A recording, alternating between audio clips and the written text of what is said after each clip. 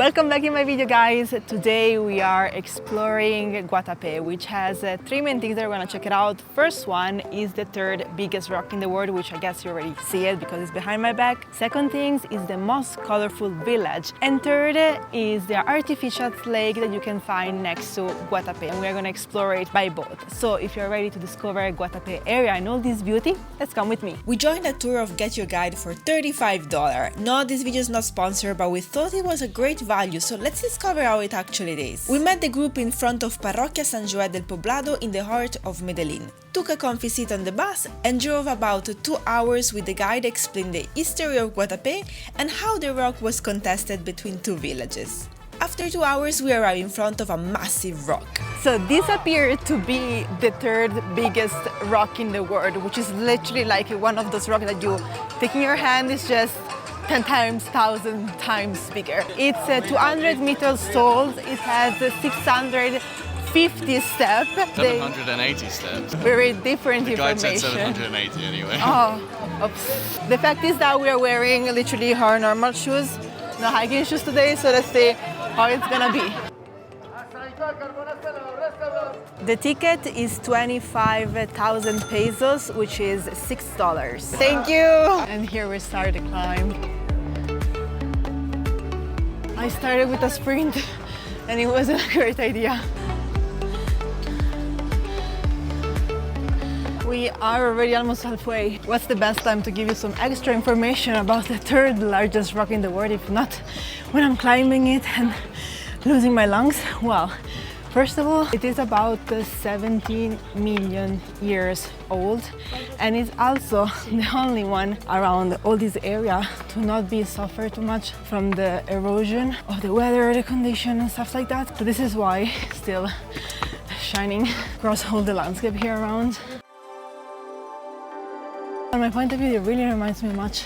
The big rock in Sri Lanka and Sigilia is very similar, but apparently I can't remember me suffering so much hiking that one compared to this one. And we made it. 12 minutes and 26 seconds. Oh my god, that was quick. Made it. That's stunning. Wow.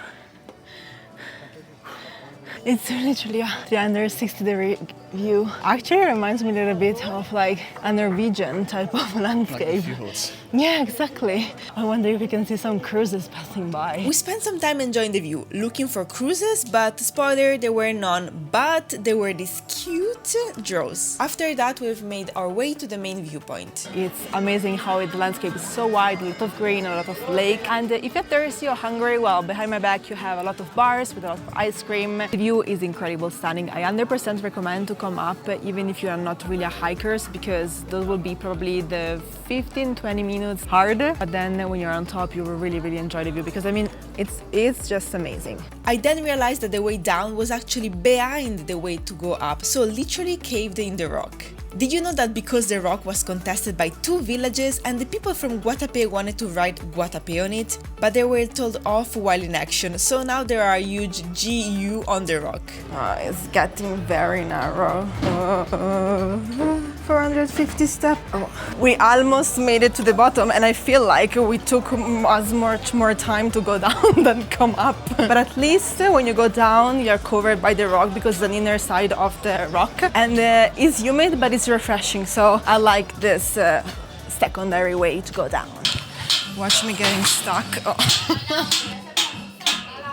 And we made it out of the rock in approximately more than 12 minutes. As you can expect, being a touristic point below the rock, you can find a lot of restaurants and other shops when you can purchase things from Colombia, like t-shirt, hats, but also a lot of food, chorizo and general snacks. So if you're hungry, don't worry, you can come or below the rocks or on top. You can always find something to eat, to drink or to buy as a souvenir. So we just arrived in the city of Guatapé, which is this lovely village, which apparently is the second most colorful village worldwide. The first one seems to be in China, and as soon as we arrive, a girl gave us for free some local candies, which apparently is like caramel and milk. Let's try it out. It's very creamy.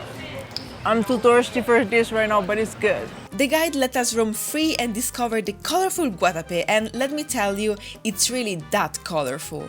Something that struck my eyes were some specific type of drawing on the walls, so I did a quick research and as Marlo, our guide, told us, basically back in the days, 80s, 90s, Guatapé and all, of course, Colombia was very dangerous due to the high rate of criminality, but through the years the population and the government tried to fight it, and lately it has been much more safer. In fact, when it comes about Guatapé, the reason why it's so colorful is that first of all, there was a person that drew some lamb on his house due to a Christian religion. People around here, they start to see it and they were like, oh, why if we don't start to actually draw stuff on our houses as well and bring some more color into this village to make it also more pleasant to be in.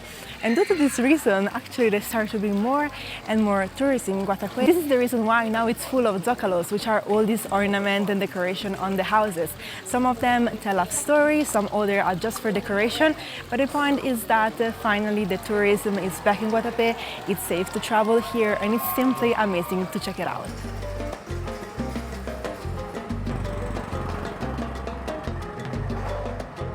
Apparently you cannot swim in the lake because it's handmade, it's very deep and it's very cold, but you can do some water sport as jet ski, and there is a part of the lake we can even swim because it's kind of secure with some net, and you have to enter in the water with the safety things on top, the orange one.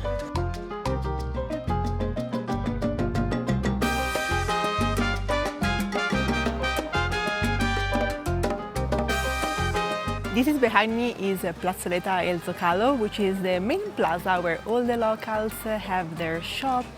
In fact, you can also see a lot of Zocalo, which are the symbol that I told you that are around the houses. And apparently this was very dangerous back in the days, but now because of they improve the tourism and the safety around the area, people and local people in the evening come out in this small little plaza singing and playing the guitar and getting some talk together, so it's a lovely place to just hang out. Honestly, if you wouldn't be here with a guide, I would definitely stay here longer. It's so pretty and colorful. It reminds me a little bit of Artin, but I don't know, it's different vibe, more like seaside because of the lake maybe. If you have the opportunity to stay here a couple of days, I will totally recommend, so you just have more time to explore around.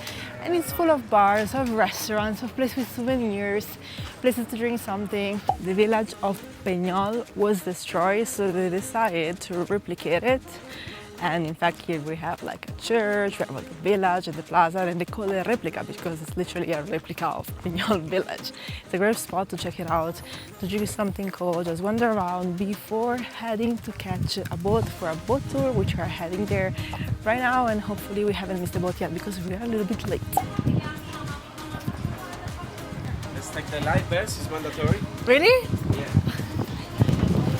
Safety first. I'm ready for the fashion week.